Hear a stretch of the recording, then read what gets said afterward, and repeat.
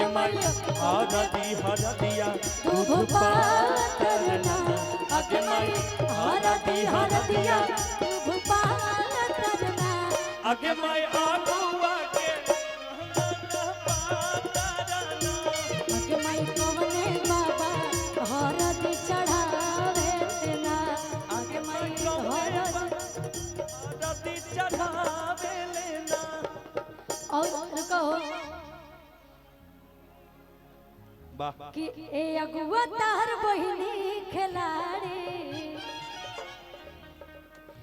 अब सब बोली दे रहे हैं तो अब ये क्यों बचा के रखे हैं किसके लिए अगुआ तोहर कि अगुआ तार बहिनी खिलाड़ी ए अगुआ तार बहिनी खिलाड़ी नहीं नहीं नहीं वो नहीं है कि हाय राम रोकेली मोटर गाड़ी हाय राम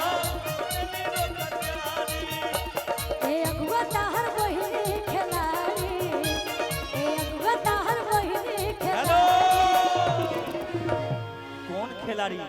क्रिकेट की खिलाड़ी की फुटबॉल खिलाड़ी ये कौन खिलाड़ी बहुत अच्छी है मींस बहुत अच्छी है बहुत अच्छी हाँ। जितने बांका जिला पे रोड पे गाड़ी चलते सबका गाड़ी मोटर रुकवाती है इसलिए कह रहे हैं कि हाय राम रोकेले मोटर गाड़ी हाय राम रोकेले मोटर गाड़ी ला ला ला ला ला ला ला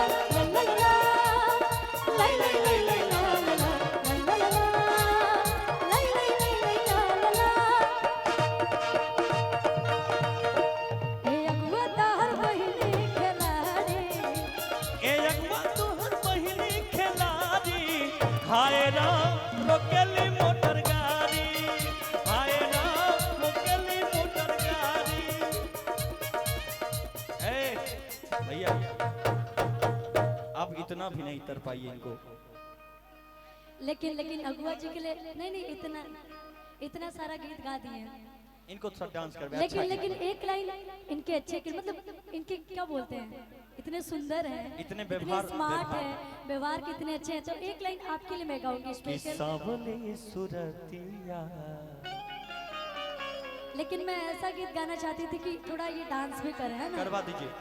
आप करवा दीजिएगा तो मान जाएंगे अगुआ ओरिजिनल करेंगे और आगे भी शादी करवाएंगे बहुत सारे लोगों का हम मान जाएंगे ये अगुआ जी फेमस हो गए बहुत सारा लोग कमेंट करिए लोग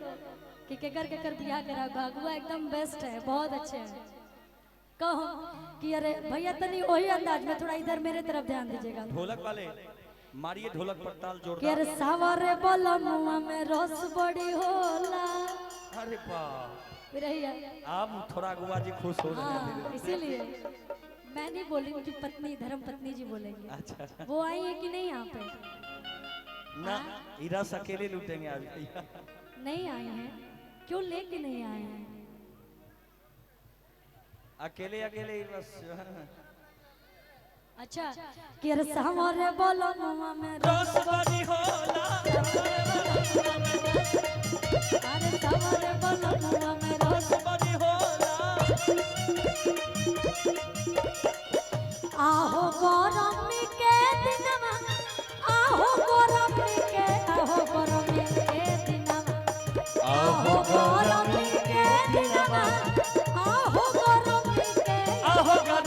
के दिनमा एक सेकंड थोड़ा आगे इधर आइए डांस करिए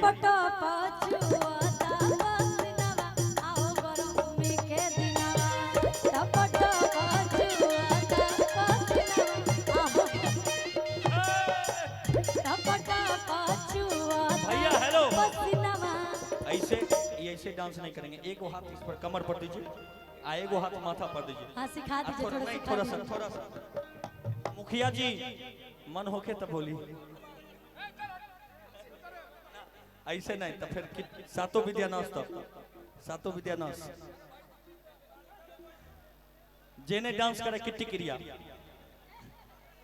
ये सब हम लोग स्कूल में बोला करते थे आप भी कि सावरे बलमुआ में रस बड़ी होला थोड़ा हेलो जितने भैया पीछे से हट जाइए ढोलक तबला वाले लोगों को दिक्कत हो रहा है तो कार्यक्रम रुक जाएगा थोड़ा सा उतरिए तो सब लोग नीचे मन से भैया थोड़ा सा जगह दे दीजिए भैया। इधर भी सब लोग, मंच टूट जाएगा तो कहाँ जाएंगे हम लोग, फिर वायरल हो जाएगा कि मंच टूट गया। किया हो गौरमी के दिनवा,